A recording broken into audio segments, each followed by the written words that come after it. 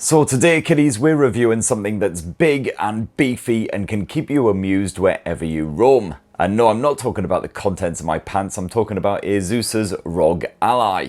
This is Asus's first handheld gaming machine, going up against the Steam Deck, the Switch, and other portable boredom smashers, with a supremely powerful custom AMD Ryzen chipset, a 120Hz display, and a sleek gaming-focused UI.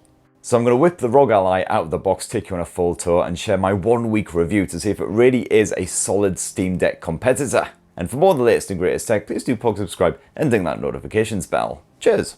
Okay, quite a sizable box. Let's see what you get stuffed inside.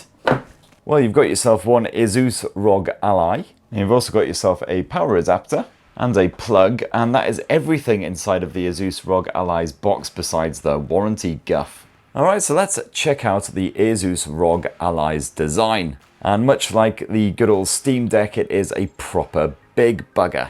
If you're curious, here's how the ROG Ally stacks up against some of the competition. It's not quite as gargantuan as the Steam Deck, but it's really not far off. Weighs a little less as well at 608 grams. But the ROG Ally is just as chunky as some fellow Windows rivals like the Ayaneo 2. It's actually bigger than the likes of the Ayaneo Air Plus and Air Pro. And yes, the Asus ROG Ally also has considerably more girth than the humble Nintendo Switch. Now the ROG Ally has quite a boxy, angular design. It doesn't actually look like it should be that comfortable to clutch, but thankfully it is. Apparently Asus went through dozens of different designs before finally settling on this finished model, so you'd expect it to feel refined, and it does. For instance, these corners have been cut off so they don't jut into your palms when you're playing. And considering the size of this thing, the buttons are all easy to access, although I would have preferred if the face buttons were just ever so slightly budged down a bit. For the first day or so when I was testing the ROG Ally, I did find that B button got a little bit sticky at times. You'd have to really force it down and then it'd be fine for an hour or so. And then the problem would recur. But thankfully, since that first day, it's been absolutely fine. So hopefully that's not going to be an issue. And while I'm not a sucker for RGB lighting on any of my gaming devices at all, I got to admit that the thumbsticks do look rather pretty. And by default, those colors actually cycle as well. It's rather hypnotizing. And if we flip around to the back as well, hopefully you can make out that those grips are actually textured. You've got a tactile surface that just helps to keep the ROG Ally steady in your grasp, even if your hands are a bit sweaty. And you got that typical Asus gaming style. One of the vents is even in the shape of the ROG logo. Let's see if we can get these stickers off though, because that's kind of ruining the aesthetic somewhat. There you go, and quick spit and polish and most of that nasty sticker residue is gone. Now you can only snaffle yourself the ROG Ally in this single solitary colour, white, which I've got to admit I do prefer to the kind of stark and serious black of the Steam Deck. Although, having said that, as I discovered with the Ayaneo 2 and other white gaming handhelds, that white surfacing does show up nicks and scratches and scuffs a lot more easily. I'd certainly recommend grabbing yourself a case for the ROG Ally and also a screen protector as well, even though it is Gorilla Glass Victus protecting that 7-inch panel, because I have found with smartphones that I've reviewed that use Gorilla Glass Victus, they do scratch up a lot more easily than expected. Now, as for the selection of ports here on the ROG Ally, well, they're all housed up top. And it's pretty straightforward stuff. You've got your USB Type-C port for charging, you've got a headphone jack, you've got a micro SD memory card slot, bit of PCIe port action as well for connecting external peripherals like an eGPU. And up top is also where you'll find the volume buttons and also that power button. And like some other gaming handhelds like the Ayaneos, that power button actually has a built-in fingerprint sensor. And then that means you don't have to bugger about with pins or passwords when you want to boot up the ROG Ally. All you've got to do is just tap your finger to that sensor, boom. Now if you want to add even more ports to the ROG Ally, you can always spaff out a bit of extra cash. Grab yourself a ROG Gaming Charger dock. This supports basically any plug type out there. These pins are a bit of a nightmare to actually get out though, you really need fingernails to do that. Thankfully if you're using a British plug you don't need to bother with that, you can just leave them folded in and slap the UK head on. And this doesn't just keep your Asus ROG Ally fully charged with 65 watt charging, it also adds a USB 2.0 port and an HDMI 2.0 port as well. So unlike the Steam Deck, which has its own Linux-based custom OS, the Asus ROG Ally runs straight up Windows 11. But of course Asus has slapped plenty of great gaming features on here to make it a bit more usable in this handheld form. The main addition being the ROG Armory Crate, and by the way you can use the thumbsticks to navigate the cursor around the screen, but using the touchscreen is often a lot quicker. And the Armory Crate actually scans your SSD and your microSD memory card if you've got one slapped in that slot as well, and can automatically pull in any games that it discovers on there. It's a really neat and tidy way of seeing all of the games you've got installed on your ROG Ally rather than having to load up all of the individual services, Steam and Game Pass and, God forbid, Epic Games, spit.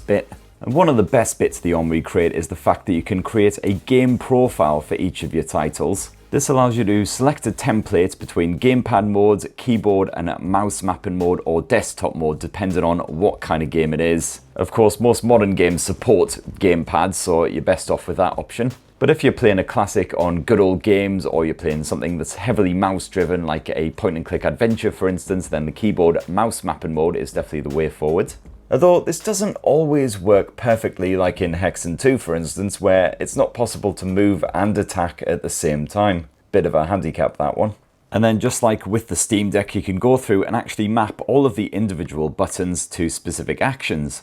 So for instance, you can map the left trigger button to the left trigger on a gamepad. Otherwise, you can map it to a specific action, such as bringing up the virtual keyboard, knocking off the microphone. You can also map it to any key on a keyboard, or a click of a mouse button. You can also set up those thumbsticks, introducing a dead zone and also tweaking the outer threshold. You can also set up the sensitivity of the left and the right triggers, although I would have preferred to do this with actual trigger pushes rather than just using this sort of slide and scroll and bar bit, because it's kind of hard to gauge what effect your changes will have until you're actually in a game testing it out. And you've also got full control over those haptics as well. And if you jump on into system configuration, well, this is where you change up the performance modes. So you've got an operating mode for both AC and DC. You can either have it on the Windows default, otherwise silent, performance, and turbo. And you've also got a manual mode. You can tweak the RGB lighting if you fancy. And you can also have a fiddle with the display settings. As you can see, you've got various presets based on specific genres. Otherwise, like the cinema mode, eye care mode if you're going to be doing a lot of evening gaming, and a bit of vivid action if you like those poppy colors. So that's how you tweak all the settings for the individual titles in your game library, but you've also got more general ROG Ally settings in here. This includes quite a few Windows-based settings, so for instance, your network and your Bluetooth. But you can also create system defaults in here for the lighting, for instance. Again, with those presets, you can change up the direction of the lighting, the speed, the brightness. You can also change up the default operating mode. As you can see, it's set to performance to start with, and you can manually create your own performance mode. So you can tweak the wattage, get it all the way up to the maximum 25 watt level, and you've also got your limit sliders. As you can see there, the FPPT limit 35 watts. And in this general settings menu, you can also edit the command center, which we'll be touching on in a bit when we actually get gaming. And then if you go to the content tab, you've got the game platforms feature. And this features some of the more popular gaming platforms out there, but when you tap on the likes of GOG Galaxy, for instance, it just takes you to the website so you can download the app. If you jump on into Steam, it does actually start in big picture mode. And so the interface actually isn't too dissimilar to what you would get on the Steam Deck. Just tap that B button and you can jump straight into the Steam store. Find even more stuff to add to your Steam pile of shame. Ooh, Fatal Frame franchise sale. Oh, really don't need more games. Otherwise, you can jump straight into your library and just get stuff installed from there. Alright, so that in a nice succinct little nutshell is the Armory Crate. Now we've actually loaded up a game, and at any point you can call up the command center with a quick tap of this button here. And this gives you fast access to a lot of settings. You don't have to come out of the game, go back into the Armory Crate in order to tweak stuff. So for instance, you can quickly and easily change up the performance mode. So the quick tap here, silent, performance, good bit of turbo action. You can also change the controls. You can swap the resolution between 720p and 1080p. You've got an FPS limiter. You can also change the refresh rate, swap them between 60Hz and 120Hz with a quick tap there. And rather handily, you can also quickly change the screen brightness. You can boost it up when needed. And you've got a real-time readout of how active that CPU is, and as you can see there, the current frame rate. And of course, back in that Armory Crate, you can completely customize that command center. So one of the options you really care about are in there. Oh, and it looks like my ROG Ally has finally died. Now, Asus's display on the ROG Ally is a 7-inch IPS panel, very similar to the Steam Deck's. No, sadly, it's not OLED tech, unlike the Switch OLED, so you don't get those beautiful, inky, deep blacks. The contrast isn't quite as good, but for an IPS panel, just like the Steam Deck, it is proper ruddy good. You can still make out what's going on in murkier fare like Returnal, no worries. and colours can be quite poppy when they need to be. Viewing angles absolutely fine, but where the ROG Ally really wins over competitors is the fact that it spaffs out 1080p Full HD visuals, while the likes of the Steam Deck is regular HD 1280 by 800. Another advantage is the fact that that screen maxes out at around 500 nits, which is more powerful than, again, a lot of rivals which tend to max out at around 350, 400. So that means you can actually comfortably play games when you're on a train, on a bus, just generally milling around outdoors. However, if you are playing, again, murkier fare like Returnal or Atomic Heart and you've got a bit of glare going on, then you're going to want to seek some shade out because you will be squinting and struggling to see what is actually happening. The display is Corning DXC coated and does help to reduce any direct glare, but there's only so much it can do. And also, the ROG Ally screen maxes out at 120Hz, which is a big jump over all of the big rivals that I've personally tested. The Steam Deck, the Yaneo 2, the One X Player 2, all of them top off at 60Hz. Of course, if you're mostly just playing recent AAA titles, you'll rarely see them exceed 60 frames per second to really take advantage of that refresh rate. But for stuff like Doom Eternal, for instance, you'll enjoy a beautifully fluid bit of gameplay. And the ROG Ally comes with AMD FreeSync support, of course, so the refresh can dynamically scale without any screen tearing or other visual buggery. And the Asus ROG Ally boasts a pair of front-firing stereo speakers as well, whereas a lot of rivals like the Yaneos, for instance, they are bottom-firing. And unsurprisingly, just like on those ROG phones, they pack a serious punch. When you max out that volume, they will basically blow your face to bits. Clarity remains strong, and you do get a kind of stereo effect, though of course if you want true immersion, you'll definitely want to slap on a pair of headphones. You got that headphone jack, otherwise I mostly used Bluetooth headphones and had absolutely no issues with the wireless streaming whatsoever. And of course you've got high-res audio support and a good bit of Dolby Atmos too. As for the haptics, well, we're not exactly talking DualShock levels here. They're about as powerful as a gerbil's fart in all honesty. And they're actually probably noisier than the fans as well, but they do provide a bit of rumble feedback. And now the slightly important matter of performance, and the Asus ROG Ally comes in two tasty flavours. You can either have the custom-made 4nm AMD Ryzen Z1 processor based on Zen 4 architecture, and that comes packing 6-core 12-thread performance. Or if you're feeling pretty plush, you can upgrade to the AMD Ryzen Z1 Extreme with 8 Zen 4 cores and 16 threads. And Asus kindly sent me the Extreme model to test out for this review. Both versions use AMD Radeon 780M graphics, although this Extreme version seems to triple the compute unit, so certainly if you're aiming to play those AAA titles, this is the one to go for. Oh, and if you are going to be gaming at home, you can also slap in an external GPU to boost the power even more. So yeah, as far as the performance goes, this thing is a true rival to the likes of the Yaneo 2, the One X Player 2, and the beefiest handhelds out there right now.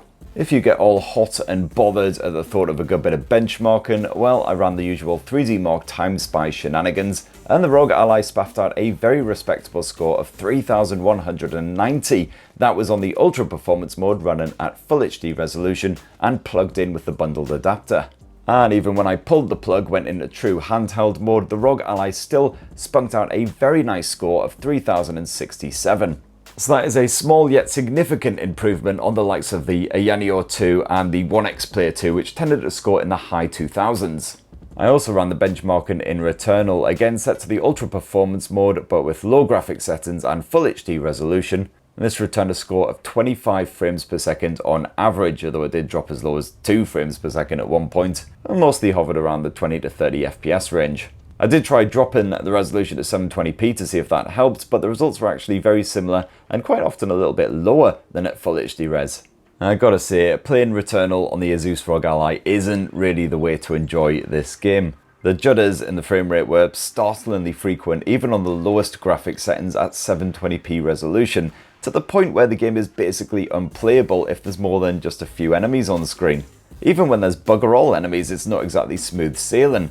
A couple of times the ROG Ally just completely gave up on life as well, and the game crashed back to the desktop, and at one point I got a controller disconnected message. Not really sure what that was all about, but thankfully that only happened the once and immediately rectified itself. But yeah, Returnal is basically a no-go, folks, unless you happen to enjoy watching slideshows. The ROG Ally, like the Steam Deck and other recent handhelds, simply cannot handle it.